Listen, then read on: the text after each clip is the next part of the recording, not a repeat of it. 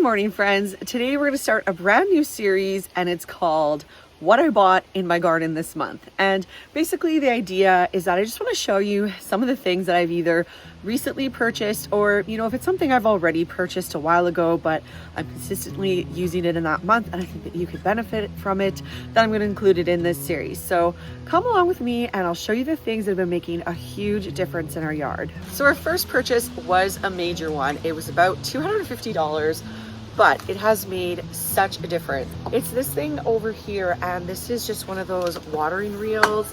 The hose comes out, makes it so much easier to water things from the deck. We bought a bit of a larger model. We probably could have gotten away with the model that was about $125. It wasn't in stock, but I'm actually really glad we got the longer hose and the more expensive one because we can actually water the raised beds, which is great because that means if we've got the hose going on something else, this hose can do the raised beds, and it's all fine.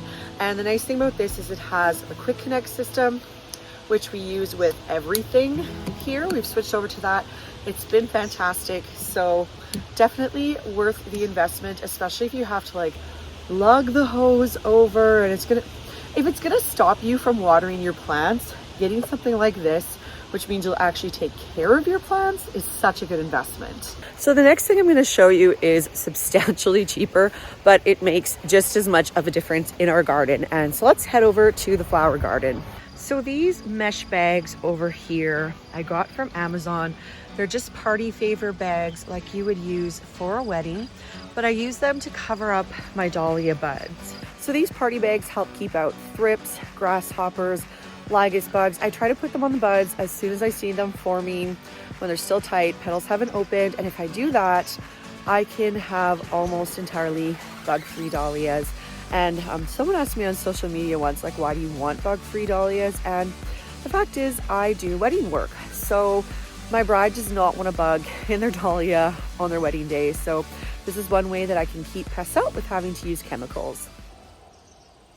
Also, random side note, the Orac is officially taller than me. Crazy! Another thing that I've been using constantly this month are these buckets. So these are just cheap metal buckets from the dollar store. Now this one actually said trash or recycle on it. So I just got someone local to put my blog name on it instead.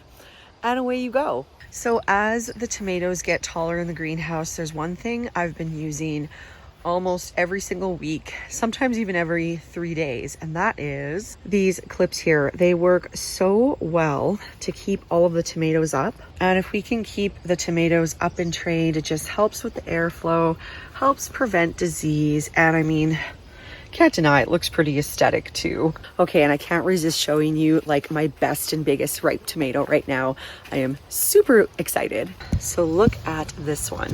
This is called a striped Roman, and this is kind of big for a striped Roman, so I'm definitely gonna save some seeds from this one. For context, this is the size of my other striped Roman, so quite a bit smaller than that other one. So it's super tempting to turn this into a garden tomato tour because I love this greenhouse, but discipline. Let's go and show you a few more things. So over the dried flower section, we have been using twine like it's going out of style. We hang up all our flowers with twine. I tie bouquets with twine. I make netting with twine. I've supported my sunflowers with twine. So if you don't have some simple twine, this again, you can get at the dollar store, you can get at the hardware store, wherever this really cheap and easy thing is essential in your garden. And finally, the last thing that I've been stocking up on is canning supplies.